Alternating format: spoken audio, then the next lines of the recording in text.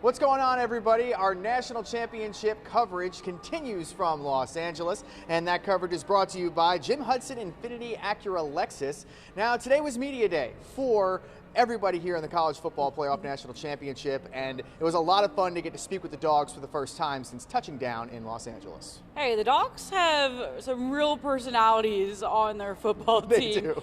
I mean, we had guys walking around with cameras, other guys interviewing other guys. I was doing push-ups. It was a whole day. Yeah, and honestly, some of the Dogs might actually have a serious future in some form of media later on because, you know, I mean, you mentioned at the Peach Bowl, Kenny McIntosh was running around with a camera. Yep. You know, Warren McClendon was running around with a still shot camera this time, and it was a lot of fun getting to talk with him and so many of the other players. Once again, we got to speak with everybody from Kirby Smart to Stetson Bennett to everybody far in between, including the TCU Horned Frogs as well. Now, one of the other interesting things about today was the Georgia Bulldogs hit the gridiron for a practice, and when we got there was something interesting happening. Yeah. Okay, so what they do is they block off 15 minutes. We get to go inside SoFi, check it all out. It's awesome, incredible, but also entertaining, I guess we'll use that word. They were doing yoga, so 15 minutes of yoga. 15 minutes of yoga. You know, and this is actually not the first time that Coach Kirby Smart has done this, if you can believe that. It's actually, I think it's kind of amusing at the same time. It took us a while to get in there, so because of that, the payoff wasn't really there. However, it is a very Bill Belichickian-like move for Kirby Smart to do this type of thing, and you know, I guess the Bulldogs are going to do what the Bulldogs do. And one of the other cool things about today was when we were in the Los Angeles Convention Center speaking with everybody that was there for Media Day, we also had the opportunity to bump into some really, really cool people. And someone that we are very familiar with at Augusta National, Marty Smith. Marty Smith and I had the chance to speak about everything Georgia Bulldogs. It was so much fun getting to catch up with him. He's someone that I've looked up to for a while. So here's a look at that interview. I'm joined now by Marty Smith of ESPN, the extraordinaire, doing a lot of fun things always, trying to make coverage as fun as possible. And, you know, I guess having the opportunity to cover the national championship is just a really cool thing, right? So what are your favorite things about having the opportunity to cover events like this? Well, first of all, the platform. I mean, obviously, it's the tip of the spear in college football, which is my favorite sport. Grew up going to games with my dad in the highest reaches of Virginia Tech's Lane Stadium. And so just to have the opportunity to interact with these guys will never be lost on me. And it's the best of the best, and what these young men have gone through, persevered through to get to this stage this year is amazing for both teams. And I'm always reminded of that on Monday night. When they kick the game off, it's an explosion of emotion. It's an explosion of passion because it's the greatest sport in the world. And it's not, even though I'm blessed to get to do it every weekend and be around these great coaches and players all the time, I'm always humbled by the opportunity to get to do it. I'm full of gratitude, man. You know, and to that point, I mean, I grew up just outside New York City, and you know, as much as I love football, we don't have college football like this. You were a pro fan, I bet. I am, and you know, my Giants are doing all right, made the playoffs and everything, but you know, thank you, first time in a while. Buckets. You know, but I guess let's shift gears to the Dogs right quick. Obviously, the Dogs have the opportunity to do something that is seldom done in any sport, and that's repeat. What have you seen personally from the Dogs this year that makes you think that they can get it done on Monday night? Tremendous resilience. And I was in Athens Monday and Tuesday. I went straight from the Peach Bowl over to Athens, Sunday, Monday, Tuesday, and interviewed a bunch of players, spent a lot of time with Kirby. And to a man, now that they're back to the stage, they admitted to me that the chip on their shoulder that they've carried all year long is because of the narrative during the preseason. There's no way that a team can replace 15 guys they sent to the NFL. They're going to go 6-5, and that ticked them off. And here they have another chance to win a natty. To your point, nobody's done it in the CFP era, and nobody's done it since those Bama teams that Kirby was the defensive coordinator.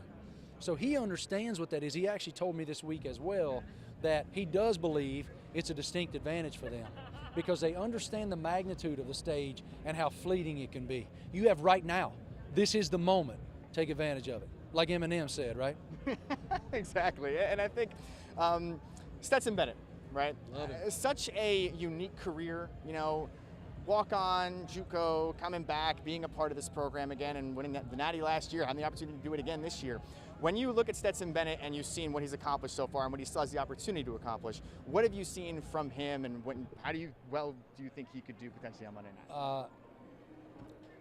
I've interviewed a lot of people, but I've rarely interviewed people that certainly had that story arc, who had that career arc. To be a young man who, as a little boy, went to Sanford Stadium with his father. And the first time I ever interviewed Stetson was last year, early on in the year, when JT Daniels got hurt and Stetson assumed the position. And he said to me that his childhood dream was just to run out of the tunnel at Sanford Stadium and touch the grass. And now he's a Heisman finalist. He wins the MVP of basically every big platform that he plays on. And he's going to be completely unflappable on Monday night. Now, he didn't play great in the first half in the Peach Bowl. Second half, he played lights out. And he's a great leader. Those guys last year, I mean, N'Kobe Dean, Jordan Davis, all these guys are telling me, that's our guy. We'll follow him anywhere. And these guys feel the same way. So I have very high expectations for him Monday night and for the Dogs, quite frankly. You know, I guess just second to last thing, when you think about how Georgia has put themselves in this position in general, right? And the fact that their fans, you know how well Georgia fans travel. What type of advantage do you think that gives them in a game like this, knowing that they're going to see a sea of red out there? Well, certainly there's a familiarity to it. And it's always beneficial when your fans are louder. I don't care where you are or what the stage is. But this kind of stage, like I remember being there last year in Indianapolis, man. It was crazy up in Lucas Oil Stadium. And it's going to be the same way here. Now, it's a long way from Athens, where you and me are standing right now at the LA Convention Center. But I think Georgia fans, because they went 40-plus years with heartbreak, even though they won it last year, they're not in a position yet where they're going to rest. Like Kirby told me a story. It was in the minutes and hours after they won the national championship last year, his buddies were already coming up going, hey, man, you going to do it again? And final thing, the legacy that Georgia has the opportunity to put forward. The Kirby Smart, you mentioned his record at Alabama and everything he helped Nick Saban accomplish, and you know the position that he's put his dogs in since he took over the program. Do you think that this Georgia program right now, with someone like Kirby Smart leading the way and with the NFL talent that they've just been churning out over the last X number of years, has the opportunity to be at that level that Alabama was and still is, obviously, knowing what Nick Saban has accomplished over there in Tuscaloosa? I think absolutely. I think, and it's funny you're asking me this. So when I was in Athens this week, I said to Kirby, it's one thing to build a good team. It's another thing to build a good program.